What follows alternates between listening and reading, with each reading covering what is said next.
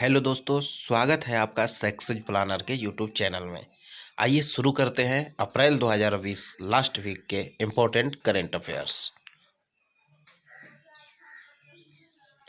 विज्ञान व प्रौद्योगिकी विभाग के एक स्वायत्त संस्थान द्वारा एक अध्ययन में ऊर्जा रूपांतरण उपकरणों में उत्प्रेरक विकसित करने के लिए किस जलीय प्रजाति का उपयोग किया गया है?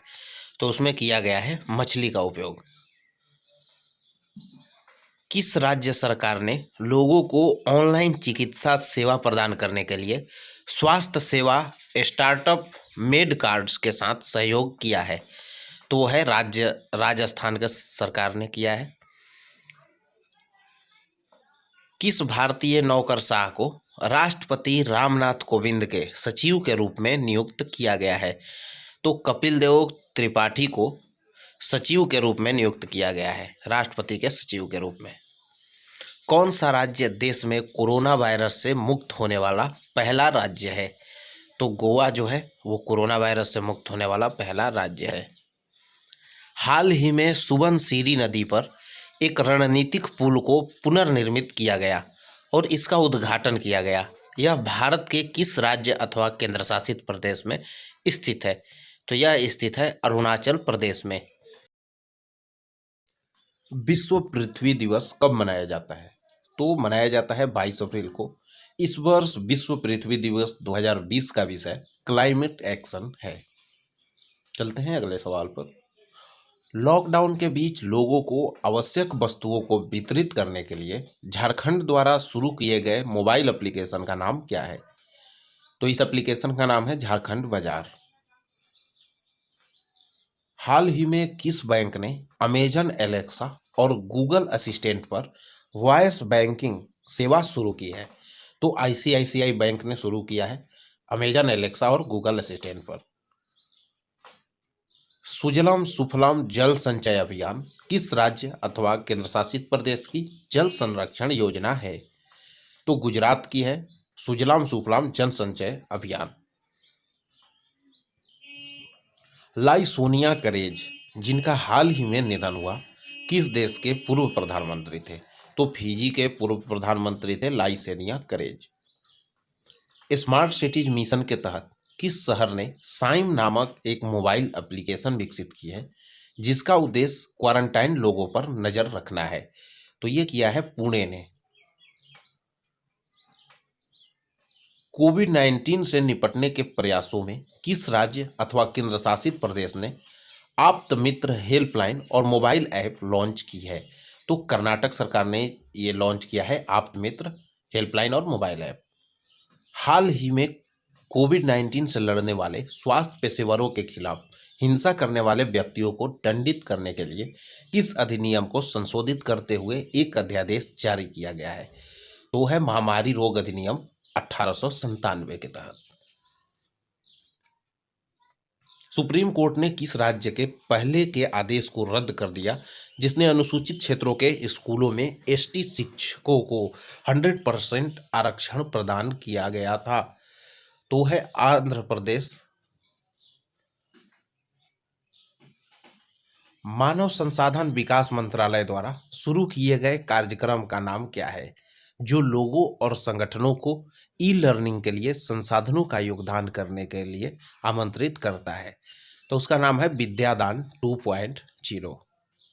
चलते हैं अगले सवाल पर। कोविड-19 किस भारतीय राज्य द्वारा शुरू किया गया एक मोबाइल एप्लीकेशन है जिससे ट्रक ड्राइवरों को राज्य में आवश्यक सामान के परिवहन की अनुमति दी जाती है? तो ये शुरू किया है मिजोरम सरकार ने। चलते हैं अगले सवाल की ओर।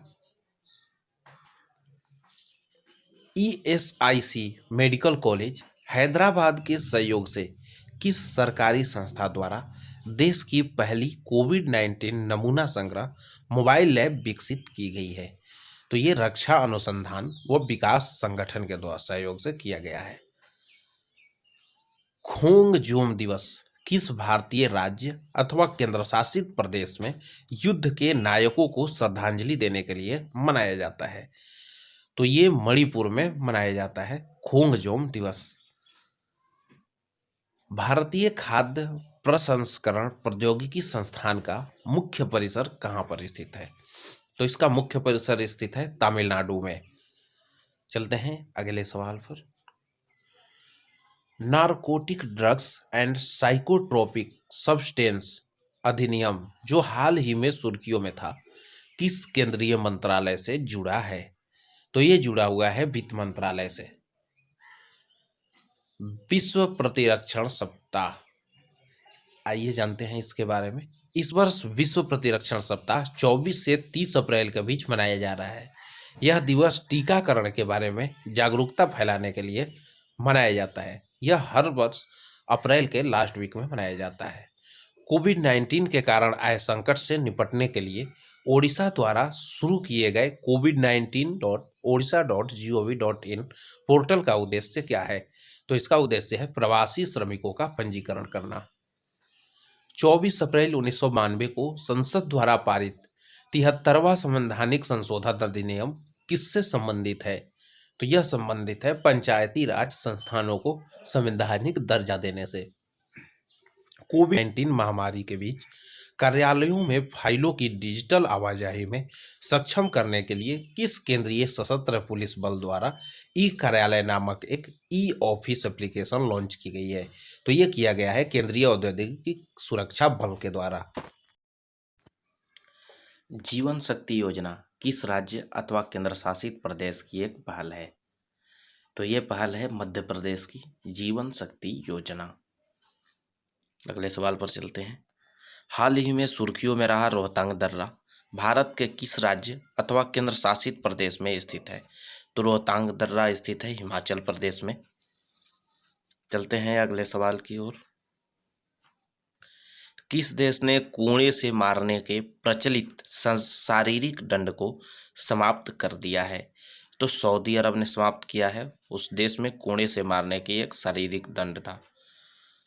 कोविड फार्मा मोबाइल एप्लीकेशन को कोविड-19 ओवर द काउंटर के संभावित लक्षणों के लिए दवा खरीदने वाले लोगों को ट्रैक करने के लिए किस राज्य द्वारा शुरू की गई है? तो ये आंध्र प्रदेश के द्वारा शुरू किया गया है Covid pharma mobile application. Medicine maker power list 2020 में शीर्ष 20 वैश्विक नेताओं में किस भारतीय को शामिल किया गया है? तो ये शामिल किया गया है किरण मजूमदार शॉ को। भारत के किस आईटी फर्म ने कोरोना वॉरियर्स नाम से फ्रंटलाइन हेल्थ वर्कर्स के लिए एक ऑनलाइन सेल्फ सर्टिफिकेशन कोर्स शुरू किया है? तो ये शुरू किया है टाटा कंसल्टेंसी सर्विसेज ने, TCS ने। हाल ही में किस रेटिंग एजेंसी ने अनुमान लगाया है कि 2020-21 में लॉकडाउन के कारण भारत का कुल नुकसान 10 लाख करोड़ रुपए या 7,000 रुपये प्रति व्यक्ति होगा? तो यह अनुमान लगाया है क्रिसिल ने। हाल ही में सुर्खियों में रही स्वामित्व योजना किस केंद्रीय मंत्रालय की एक नई पहल है? तो पंचायती राज मंत्रालय का एक नया पहल है। वर्ष 2020 के लिए 5 सदस्यीय ब्रिक्स ब्लॉक का अध्यक्ष कौन सा देश है? तो यह है रूस। किस रेटिंग एजेंसी ने अनुमान लगाया कि भारत 2020-21 में 0.2% की दर से बढ़ेगा? तो वह है मूडीज इन्वेस्टर्स सर्विस। केंद्रीय सतर्कता आयोग CVC में सतर्कता आयुक्त के पद का कार्यकाल कितना होता है? तो यह कार्यकाल 4 साल का होता है। मैक्स फाइनेंशियल सर्विसेज के साथ अपने संयुक्त उद्यम में किस भारतीय निजी क्षेत्र के बैंक ने मैक्स लाइफ इंश्योरेंस में 30% हिस्सेदारी हासिल करने की घोषणा की है? तो एक्सिस बैंक ने किया है मैक्स लाइफ इंश्योरेंस में 30% हिस्सेदारी लेने का फैसला। कौन सा देश 2020 तक एशियाई विकास बैंक का सबसे बड़ा कर्जदार है? तो देश है भारत।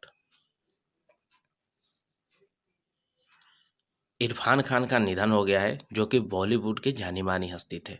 इनका निधन 29 अप्रैल 2020 को हुआ। हाल ही में ऋषि कपूर का भी निधन हो गया है, जो कि बॉलीवुड के ही एक जाने माने अभिनेता थे।